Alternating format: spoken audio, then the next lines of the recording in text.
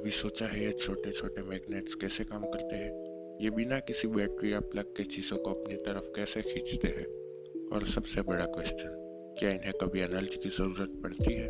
आज हम इस मिस्ट्री सा पर्दा उठाएंगे और जानेंगे मैग्नेट के अंदर छुपी हुई इस अदृश्य पावर का राज। इसका जवाब मिलता है साइंस के सबसे छोटे हिस्से में, जिसे हम एटम कहते हैं। हर एटम में इलेक्ट्रॉन्स होते हैं जो घूमते रहते हैं। हर घूमता हुआ इलेक्ट्रॉन एक छोटा सा मैग्नेट होता है।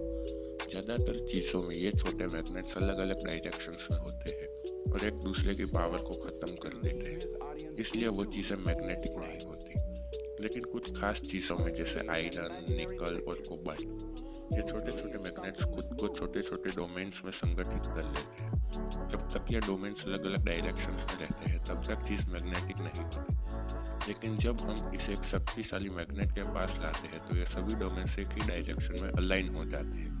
और ऐसा होता है तो वो चीज़ खुद भी एक शक्तिशाली मैग्नेट बन जाती है। अब सबसे ज़रूरी क्वेश्चन, क्या मैग्नेट को कभी एनर्जी की ज़रूरत होती है? नहीं, मैग्नेट को एनर्जी पैदा नहीं करता।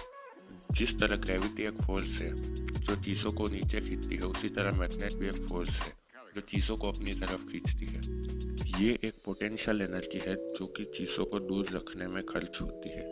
जब आप एक मैग्नेट और लोहे के टुकड़ों को अलग करते हैं तो आप उसमें एनर्जी जमा करते हैं, और जब वे आपस में एक साथ आते हैं तो वही एनर्जी काइनेटिक एनर्जी में बदल जाती है।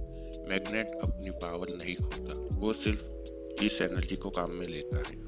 अब प्लीज़ यार मेरे चैनल को सब्सक्राइब कर देना, क्योंकि बहुत मेहनत लगती है और मेरे सब्सक्राइबर्स भी बहुत कम है। Please like, share and subscribe.